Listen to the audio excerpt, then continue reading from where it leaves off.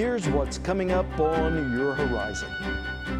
Well, America was built by immigrants converging from around the world looking for a better life. Yet too often, it is the undocumented worker who gets all of our attention. Today, our focus is on legal immigration and the role it plays in our economy. Immigrants are a net benefit to the economy. Economists who study immigration, even economists who are otherwise critical of immigration, are in almost universal agreement of this. We begin on the university campus where students from around the world may well be the tops in their class, yet still have problems finding jobs, at least in this country. I've heard from the College of Engineering that some of their graduates now are returning home to India because they're actually getting better salary offers there than they are in the United States.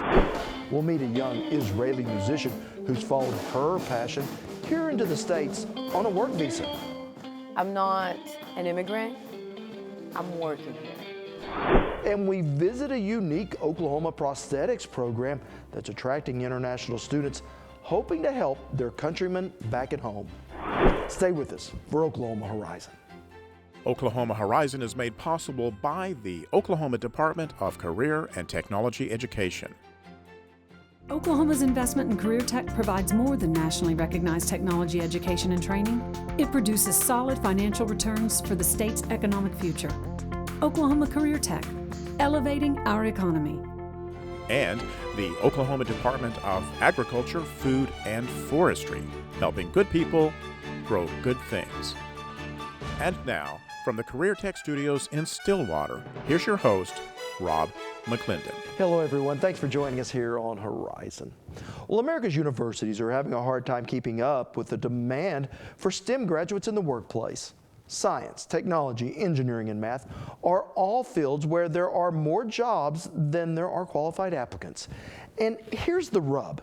It is international students studying at American universities who often excel in the STEM classes. Yet when it comes to getting a job, joining America's workforce is getting harder and harder. So many top graduates, well, they head home. It's a brain drain that some believe hurts our nation's economic competitiveness in this new global economy. For Ethiopian Frignat Anya, finding her classes on the first day of school is the least of her worries. It's not really easy for us to come here. Anya is one of a record number of international students enrolled in U.S. colleges, and it's not an easy journey. It's like, if you take it from just one school perspective, it's like a year process to get to a school. But if you think of it like from all the applications you do, for me it took me like 3 years to come here. International students have to prove not only do they have the money for tuition, but the English skills to succeed in class. Dave Henneberry is the head of OSU's Wes Watkins School of International Studies and says once here, international students take full advantage of what they're offered. Some of them come from countries where it's just a little bit harder to carve out a career than it is in the United States. And they know they've really got to have their full game on and get as qualified and learn as much as they can in school. And so that attitude and desire to progress their career is something we find just really nice to work with. But once educated, we often lose some of the best and brightest to jobs abroad.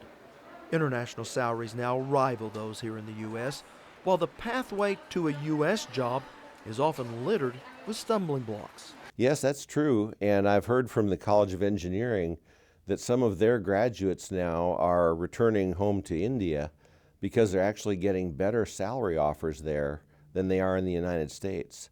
So we've seen a transfer where now the salary competitiveness of overseas occupations is on a par with what we're offering in the U.S.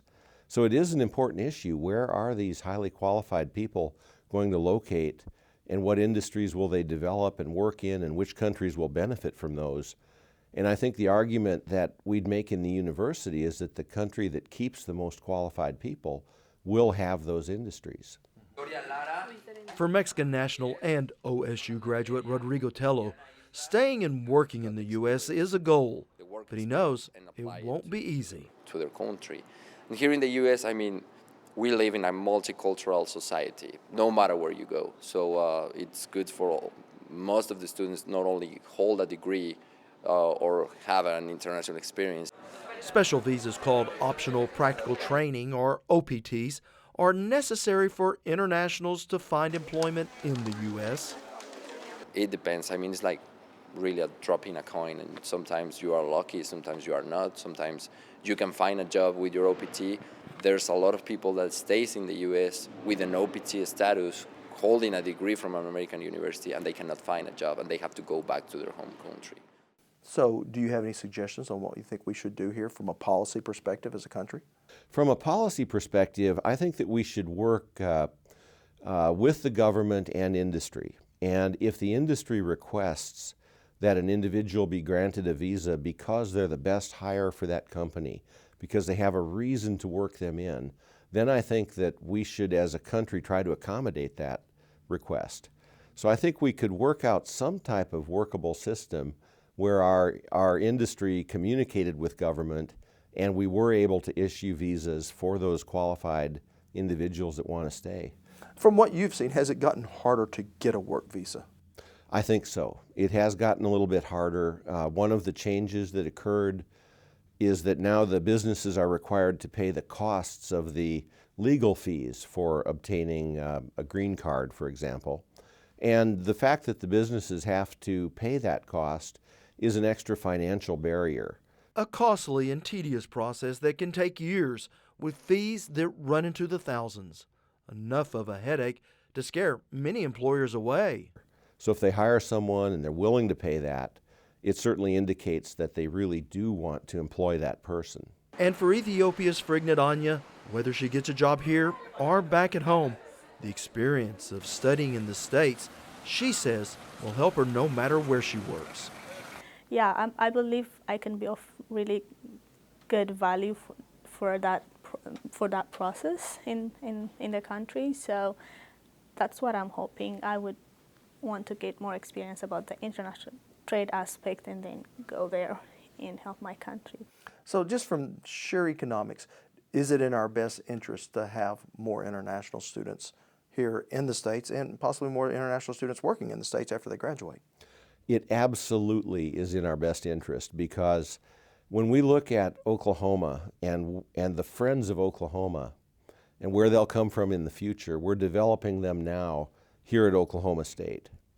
I had a fellow from Germany come into my office last year, and he had been an exchange student at OSU 27 years earlier. And he just wanted to come in and tell me that through his entire professional life, he had maintained a connection with Oklahoma. And what a wonderful thing. And so most of the students that go back home are international students. If they do something with the U.S. in the future, they'll try to do it within Oklahoma. And that spells opportunity for our state in terms of economic development, trade relationships, political relationships. Having that population of people that are so familiar with Oklahoma is good for us. Now currently OSU has students from 120 countries, with China, India, and Korea making up more than half of those enrolled. And while most will not be able to stay and work in this country, Henneberry says there's still a benefit for both the international student and their classmates. According to Henneberry, working with those from abroad gives American students a good perspective into what is an ever-growing global market. Now when we return, we meet an Israeli graduate of Oklahoma Christian University who's singing the blues, but not about her job prospects.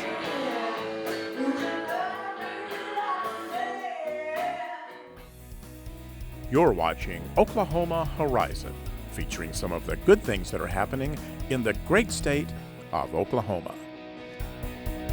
Well, each year America welcomes close to 900,000 legal immigrants to our shores. Of these, about 140,000, the majority of whom work in the tech sector, are granted something called a permanent residency. And for the rest, well, they're here on what is a temporary and often very specific work permit. Our Lisa Hines caught up with one such worker who has come to the States to follow her musical dreams.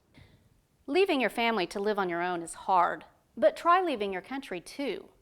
That's what an Israeli musician did to be able to live her dream.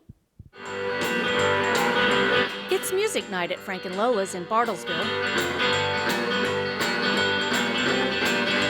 Rockin' the Room, the Kahlo Band.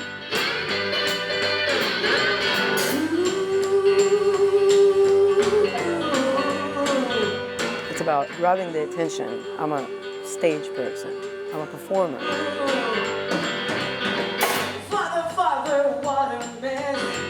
Bator Kahlo is a guitarist, singer-songwriter from Israel who loves playing the blues. It's just something that I've learned from a very young age, how to play blues. Now her style is not traditional blues. Okay, so my music, I don't really know how to describe it. We just went to kind of a blues competition, kind of a music, me and my band, and it was awesome. It was awesome not just because we won, but it was awesome because everybody said, this is not blues, but we won. So, you know, everybody said it's interpretation, right?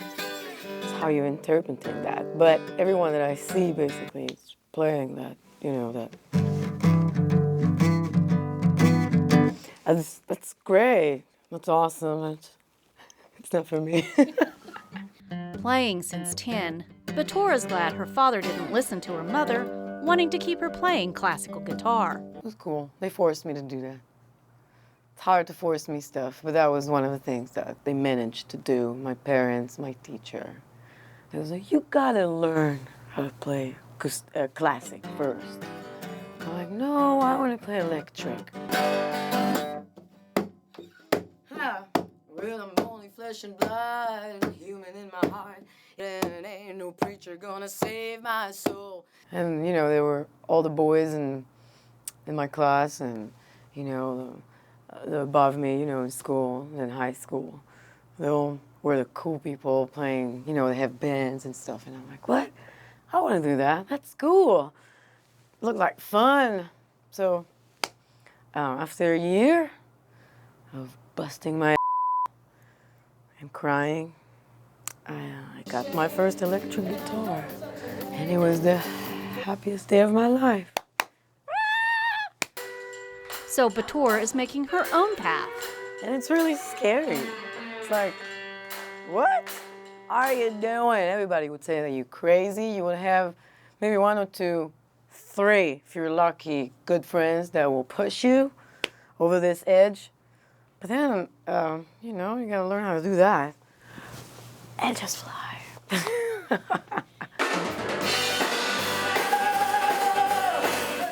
And fly she is, all the way from Israel to Oklahoma, with a few stops along the way. I was just jumping off a cliff. Still not sure if that was the right direction, but the wind was right. It's like, okay, let's do this. So I did. It was good. It was good. I would jump to New York first from Israel, and then, you know, I felt that I was like, all right, I'm done here. I'm not ready to go back to Israel, but I'm ready to learn more in other places. I think this is how I learned best. I was never a good student in school, sitting down, you know, in a class, but I was good when I needed to experience, when I needed to work with my hands or sweat or, you know, just do stuff. Create stuff. So it was the best, but so I guess I'm taking myself places to learn. I went to school in OCU, in a college in Israel, Head College. They sent me here. I mean, you know, it was a student exchange, and it was my first jump, kind of by myself in America, because I really wanted from a very, very young age to come here.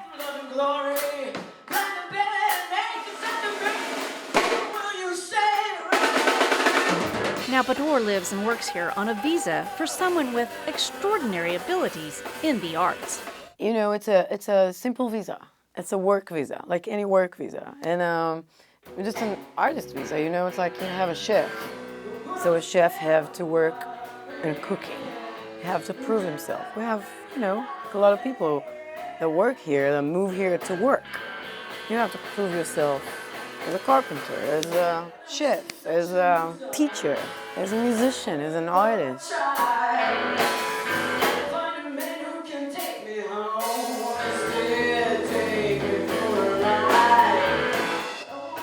But don't call her the I word. I'm not an immigrant. I'm working here. I mean, you know, I'm on a visa. I'm very well taken care, pursuing my career, my life, myself.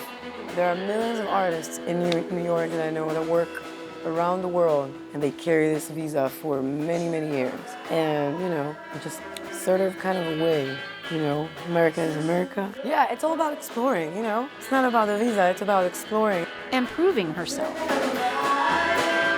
How do I prove myself? I just keep playing. I try to talk less. I'm trying to keep it honest, but still very entertaining, because it's about my entertaining life. And so, you know, it's fun. What I do is maybe to put out a message, maybe just for you to forget the day, maybe just for you to believe in another dream that you have. But at the end of the day, Bator Kahlo is living her dream and loving it. It gives me wings. That's all. It does, yeah. Gives me wings.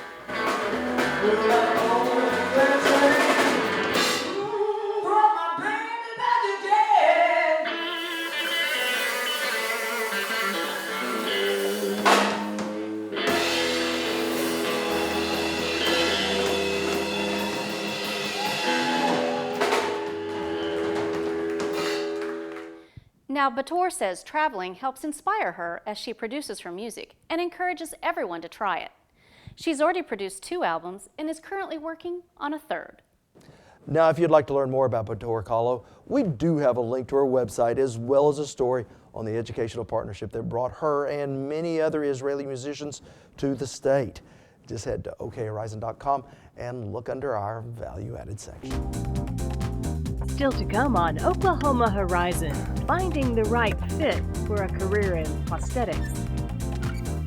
But first, economic myth-busting. Well, an economics professor from Suffolk University regularly posts YouTube videos where he debunks certain myths. And he says there are 3 commonly held views on immigration that don't hold up to the facts. Here's Ben Powell. I'm Ben Powell, a professor of economics at Suffolk University, and I want to explode 3 popular myths about immigration. Immigration is a contentious issue, but unfortunately, a lot of the public debate is centered on the wrong things. These 3 myths are that immigrants are a net drag on our economy, that they steal our jobs, and that they depress our wages. None of these are true. Immigrants are a net benefit to the economy. Economists who study immigration, even economists who are otherwise critical of immigration, are in almost universal agreement of this. They don't think the net economic benefit's huge, but all agree that it's positive. The next myth is that they steal our jobs. There's absolutely no evidence for this. This is a fallacy of the seen and the unseen. When an immigrant comes in, it's obvious when we see an American worker who loses his job. But what we don't see is that another job is created for that American. That's why, over time, we don't find a net increase in unemployment as immigrants come in. Think about what's happened to the workforce in the last 60 years.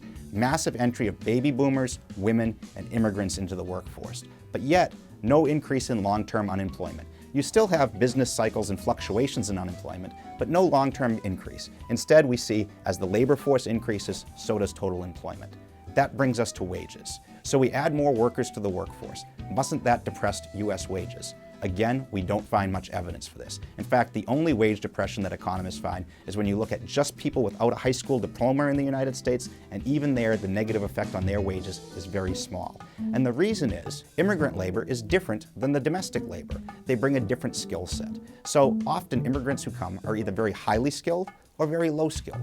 A lot of U.S. labor is somewhere in the middle, moderately skilled, but very few of us are at the top of the pyramid and very few of us are at the bottom. The result is, when immigrants come, they largely complement our talents. They don't substitute for us. It frees American labor to do things that American labor is better suited to do. As a result, we become more productive and they become more productive.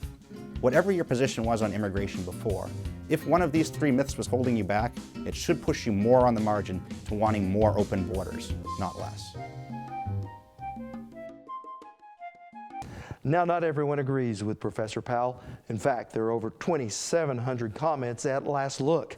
Now, if you'd like to weigh in, we do have a link to his YouTube channel on our website. Also, on okhorizon.com, we have the story of a young African student and his journey to enter the medical field and how a program at Kaimechi Tech is helping him get there sooner and faster than he ever imagined. Plus, we'll travel to Texas to see how recent demographic trends there could soon impact Oklahoma. All of those stories are streaming at okhorizon.com. Want to share something you've seen here today? Well, all of our episodes are streaming on our YouTube channel at Oklahoma Horizon TV. Or you can subscribe to our weekly free podcasts on iTunes. Well, there was a time when the loss of a limb meant a lifetime of disability. But thanks to improvements in technology, much of it from work here in Oklahoma, those with missing limbs have much better options. Joining me now is our Courtney May.